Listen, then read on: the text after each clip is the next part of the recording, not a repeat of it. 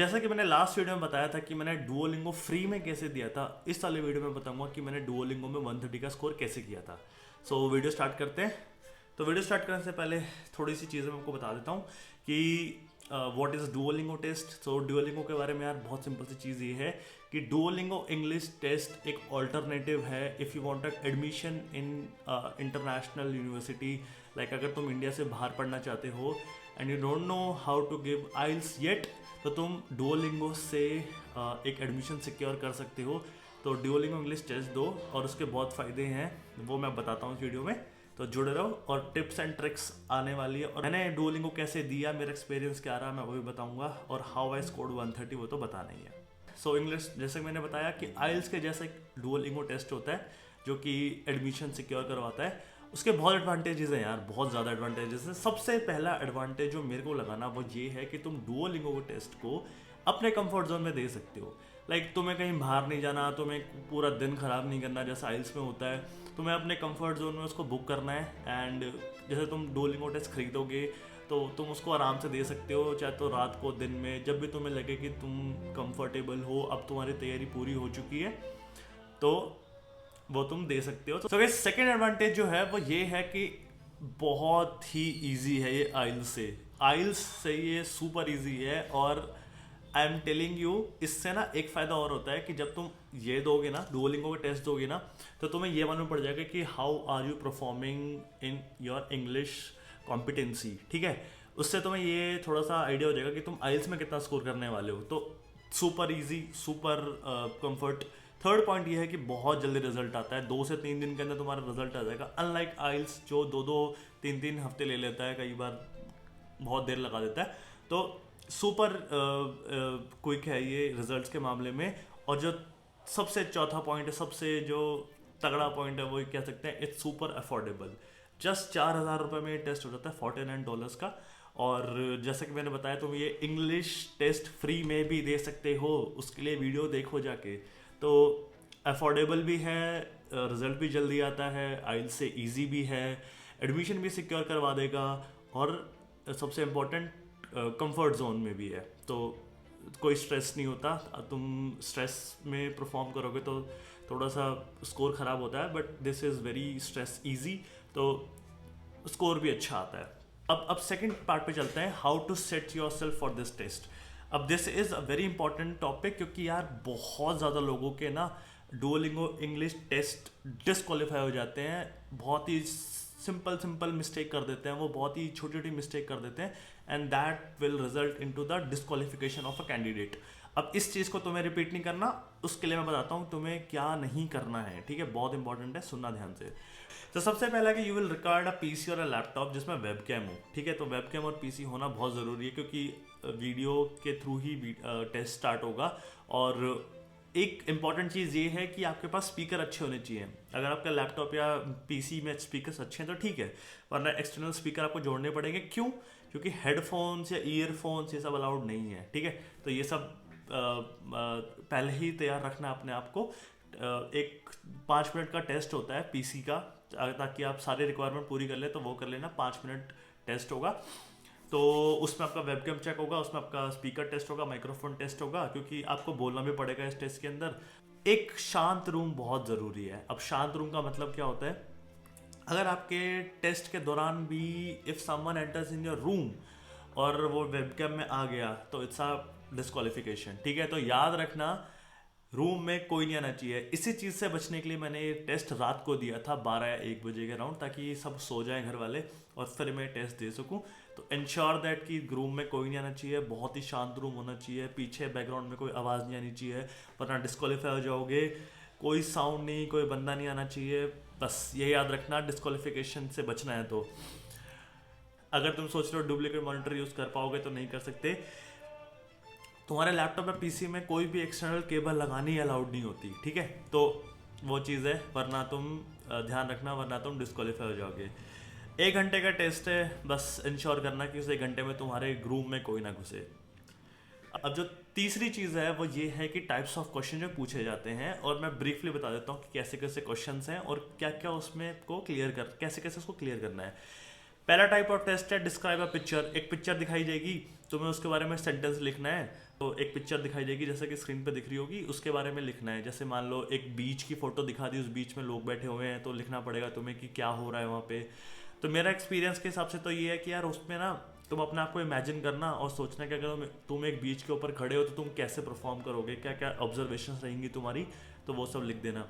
So second क्या होता है ना यार कि तुम्हें ना इंग्लिश लेटर्स को रिकॉग्नाइज करना है। तो तुम बहुत सारे ऑप्शन होंगे, तुम्हें हर एक ऑप्शन पे सेलेक्ट करना है, वो एक इंग्लिश का वर्ड बोलेगी या बोलेगा जो भी होता है।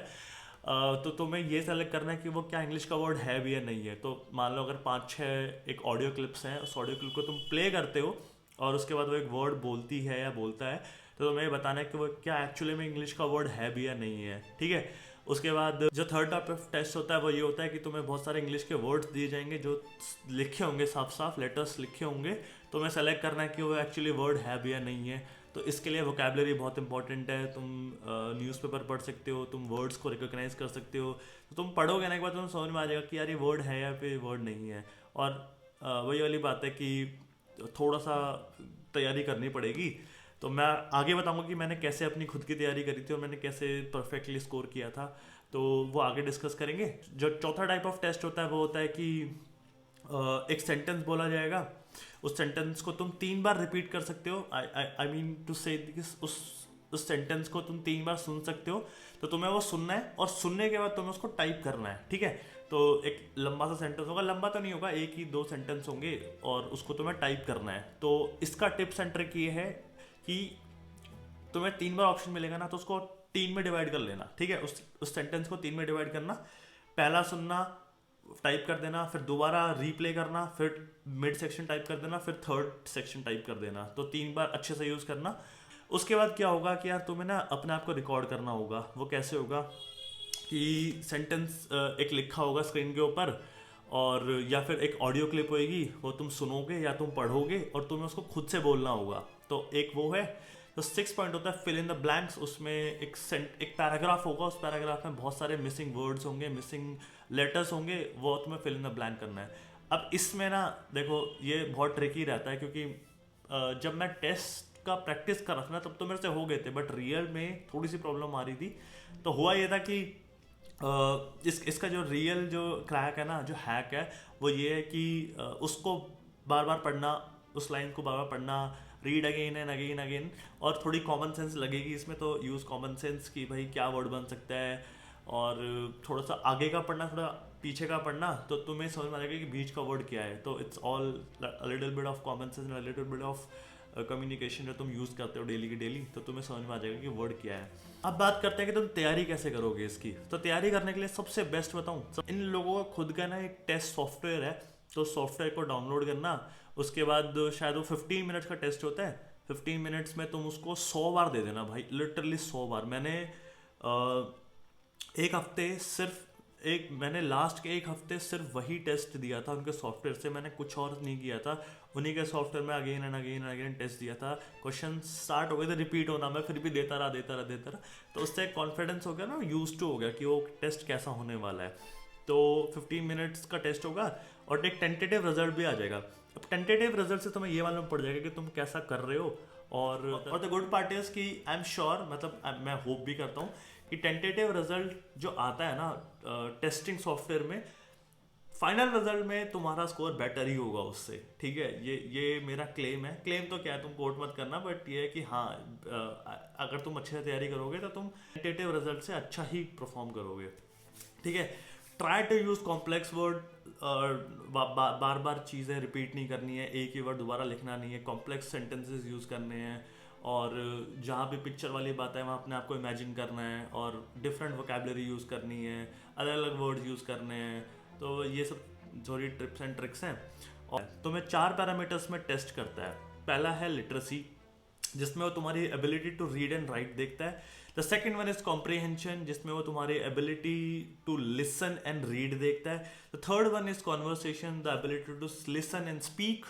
और the fourth one is production. Production क्या होता है, ability to write and speak. तो ये 4 पैरामीटर्स में तुम्हें टेस्ट होता है, और तुम्हें ईच पैरामीटर्स का रिजल्ट आता है कि तुमने ये स्कोर किया। तो मेरा एक्सपीरियंस कुछ ऐसा था, जो मैंने बताया कि मैंने पिछले एक टेस्ट से 1 महीने पहले तैयारी करी थी। उसके बाद तैयारी में मैंने सिर्फ और सिर्फ सॉफ्टवेयर यूज़ किया था, और थोड़ा बहुत मैं नॉर्मली भी इंग्लिश में पढ़ता रहता हूँ चीज़ें। तो मैं एक इंग्लिश मीडियम से पढ़ा हुआ हूँ, तो मेरे को ये बेनिफिट मिला हुआ था कि मैं काफ़ी सालों से भी बोलता आ रहा हूँ या इन चीज़ों को देखता आ रहा हूँ, तो थोड़ा सा मेरे को एडवांटेज था उस चीज़ का। और फिर मैंने टेस्ट दिया रात को 12 बजे से, मैंने बताया था, ताकि मुझे थोड़ी शांति और लोग डिस्टर्ब ना करें। तो फिर मैंने दिया, तो थोड़ा सा मेरे को ना डर लग रहा था, क्योंकि लगता ही है यार, मतलब स्टेक पे थी चीज़ें। तो स्टार्ट हुआ, धीरे धीरे धीरे मूवमेंट बना, चीज़ अच्छी थी। थोड़ा सा डिफ़िकल्ट हो जाता है प्रोडक्शन, जो टेस्ट सॉफ्टवेयर होता है उससे थोड़ा सा रियल में थोड़ा सा हार्ड होता है, बट ओवरऑल बहुत इजी होता है, ठीक है। तो डरना मत, बहुत ही ईजी होगा, तुम कर लोगे, सारे के सारे कर लोगे। उसके बाद एक स्कोर कंपैरिजन भी होता है, जो तुम्हारे स्क्रीन पर दिख रहा होगा। स्कोर कंपैरिजन का मतलब क्या होता है कि आईएल्स के कंपेयर में तुम्हें कितना स्कोर करना है। तो हर यूनिवर्सिटी एक सेट पैरामीटर रखती है कि भाई इतना स्कोर तो हमें चाहिए चाहिए। तो अपनी यूनिवर्सिटी से चेक कर लेना कि उनको डुओलिंगो में कितना स्कोर चाहिए। जैसे अगर मेरे 130 आए थे, तो मतलब आइल्स के इक्वलेंट मेरे 7 बैंड बने थे। और कमाल की बात यह है कि मेरा आइल्स में भी 7 बैंड ही आए थे, रियल में भी। तो में कोई डाउट हो डुओलिंगो इंग्लिश टेस्ट के ऊपर, तो ask me in the comment section, और जैसे भी तुम्हें ठीक लगे। तो इस वीडियो को ख़त्म करते हैं। If you find this informative और अच्छा लगा, तो सब्सक्राइब कर देना, क्योंकि मैं इसी के ऊपर ऐसे ही Canada, international student, international study के ऊपर वीडियोस लाता रहूँगा। तो see in the next one, bye bye.